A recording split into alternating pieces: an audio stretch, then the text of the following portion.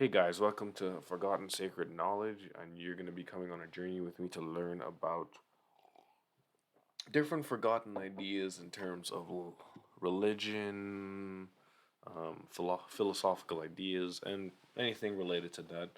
I've been very into the occult and researching religious ideas, researching paranormal ideas, researching anything about like the other spiritual plane. But I'm more of a skeptic than a believer, and you're gonna come with me on my path to trying to find out as much forgotten knowledge there is in terms of the esoteric ideas that most people already know what they are but don't really have a deep grasp of it. So that's what our journey is today. So come join me. To begin with, we're gonna start with Kabbalah. Why? Because I mean, Judaism is one of the oldest religions, right? And then Jewish Kabbalah held a lot of secrets that have been forgotten. I mean, it was traditions passed down, but are passed down in social circles that are very hard to understand. And I don't blame them. These have very good meaning in terms of, I guess, internal development as well as external development. And our focus here mostly is going to be trying to find, I guess,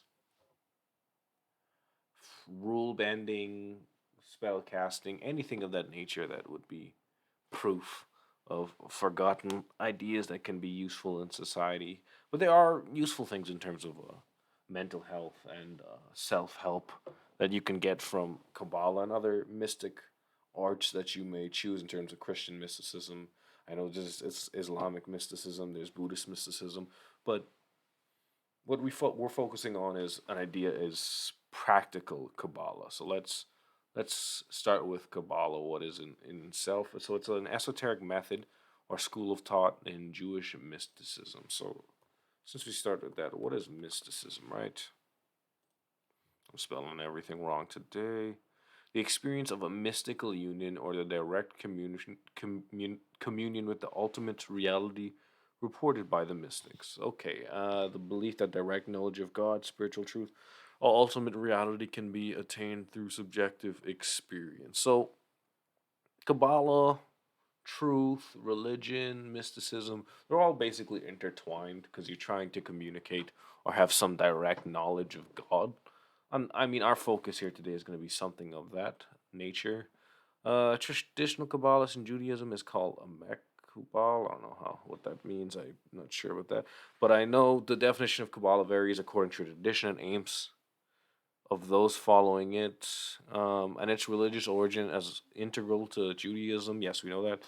And its later adaptations, Christian Kabbalah and Hermetic Kabbalah. So this is Hermetic Order of the Golden Dawn, right? Or Hermeticism. And they practice Kabbalah as well. They also have the Sephiroth, or I was going to say, what is it? The Tree of Life. Kabbalah. It's from the Zohar. There we go. What is it called though?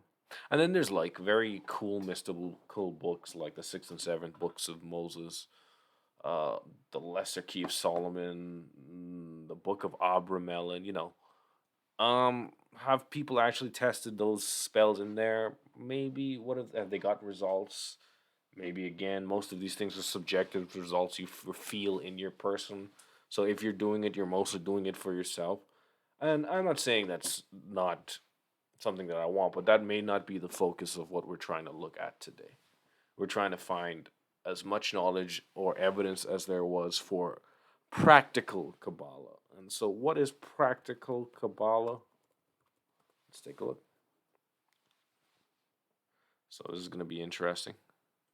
So, practical Kabbalah in historical Judaism is a branch of Jewish mystical tradition that concerns the use of magic. So, yes, that is a thing. Okay. It was considered permitted white magic by its practitioners, reserved for the elite, who could separate its spiritual source from Klipoth realms of evil. That's an interesting name. And Lurianic Kabbalah. What are these things? I've never heard of that one. I wish I did. But I try to research as much as I can. I've kept up with as much as I can as well.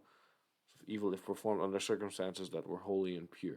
And so that's a big thing in Kabbalah, right? You have to be purified. You have to do your best. And I don't know what your best is subjectively, but you know what your best is subjectively. I don't say anybody should practice any of this magic. I'm not saying I have, but I've seen things. I know that I believe personally that there exists another plane, and I would like some type of evidence for that. Um, and yeah, so Kabbalah does focus on, or practical Kabbalah does focus on the magic, the use of magic in Jewish mystical tradition, and you mostly have to be pure. Uh, the concern of overstressing Judaism's strong prohibitions of impure magic ensured it remained a minor tradition in Jewish history. It includes use of divine and angelic names for amulets. So that's the Lesser Key of Solomon, right? They have amulets, incantations. Yes. Also, Freemasonry, I assume, has some information in that as well. Practical Kabbalah is mentioned in historical texts, but most Kabbalists have taught that its use.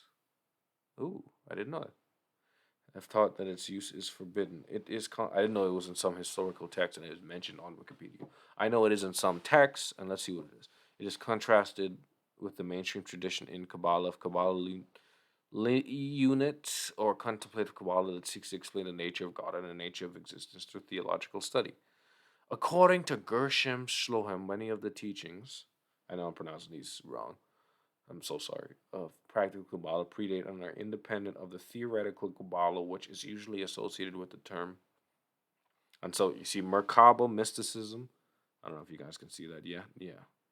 So Merkaba Mysticism is, I believe, one of the newer or one of the older ones that has some link. People have talked about it. There's a lot of information around it, and it's had a revival. But let's see.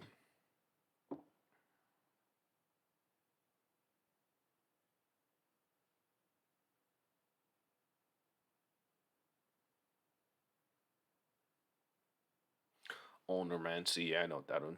Reading the dreams, Joseph and the multicolored we call it robe. Yeah, but ownermancy is when you read dreams, other things. There's like divination. There's casting lots,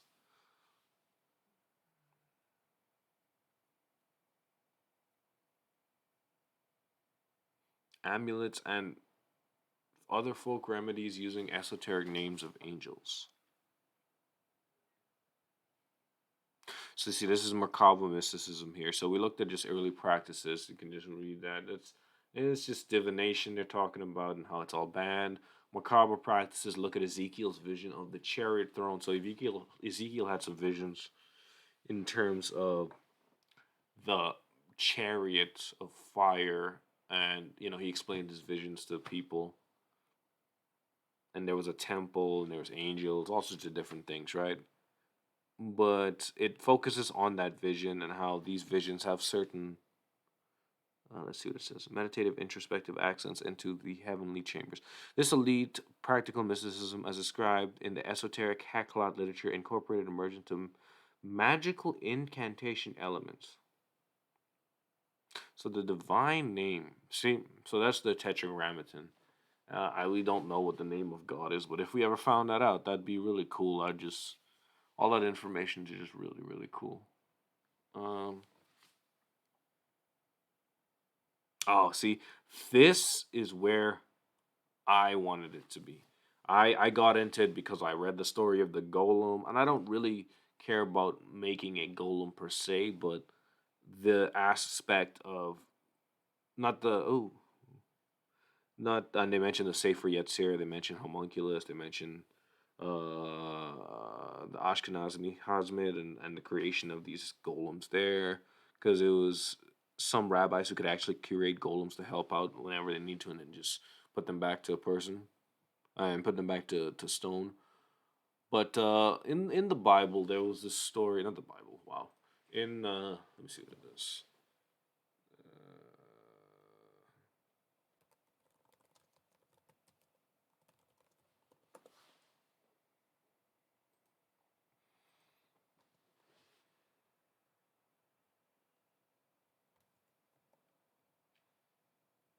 We'll come back to it.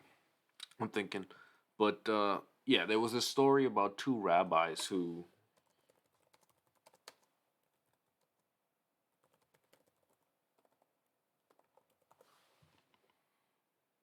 not the golden calf. That's kind of, yeah.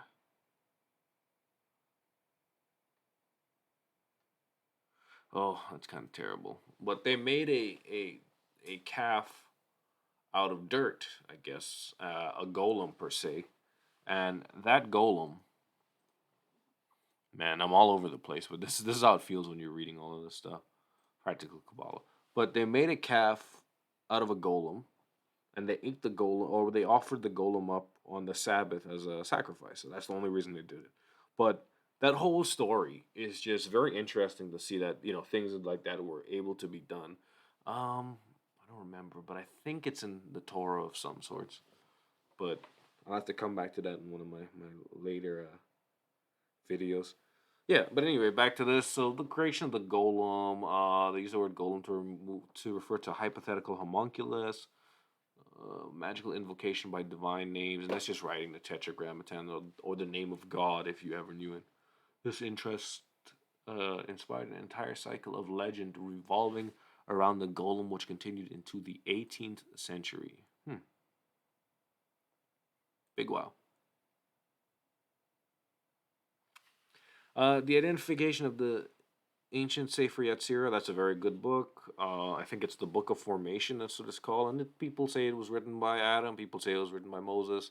Don't know. Has a lot of cool stuff in it about the Hebrew the Hebrew letters and how they make up a lot of the words that make up everything we say. So the language, and language is important because language is, if you know the name of something, you basically control it in terms of that. But it's more. There's way more to it than that. I'm just giving a brief summary as I go through everything. So this is.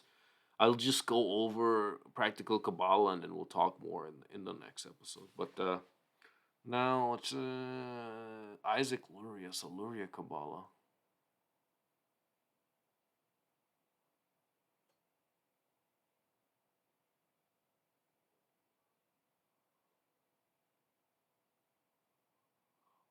Oh, this is the guy who banned Kabbalah.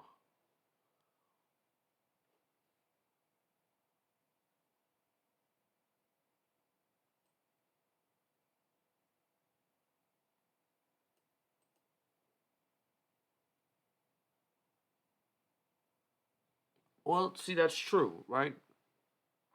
He taught that in our generations, without the temple in Jerusalem and its ashes of the red heifer to purify the pursuit of the so purification is just so important in all of this. So that's important. That's just the person who did it, Isaac Luria. He basically tried to stop people and tried to make it practical to speculative Kabbalah. Mm,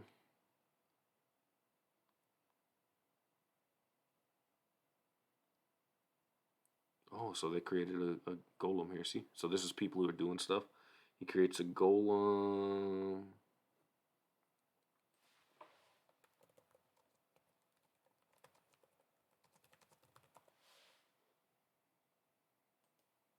I'm just trying to see. Rabbi create for.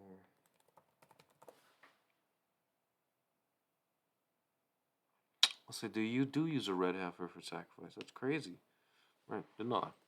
But yeah, we're back to what we were doing. And there's a couple different Sefer Resael. Oh, interesting text here. But this is where you start.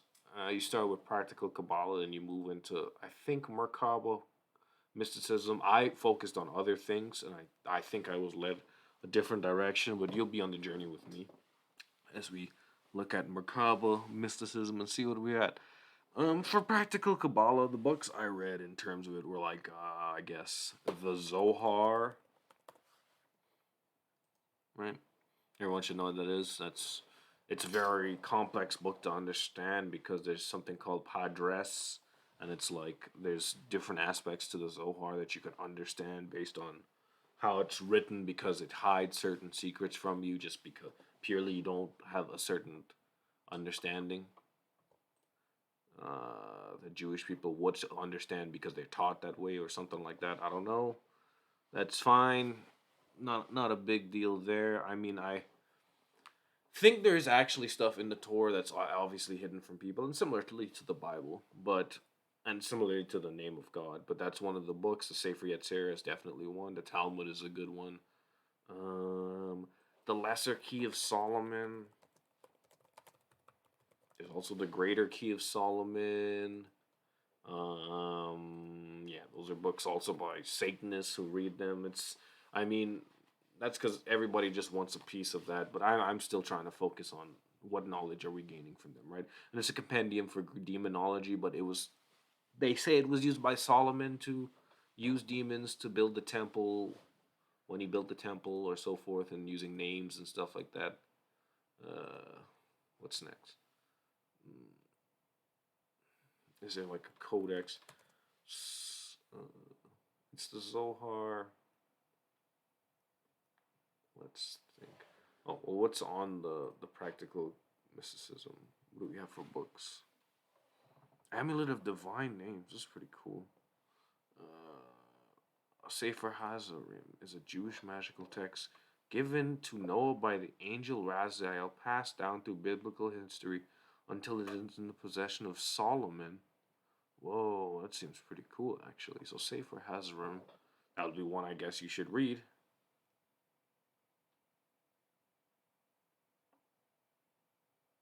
Yeah, but these are like different things. The sixth and seventh book of Moses, or the eighth, seventh and eighth. Let me see.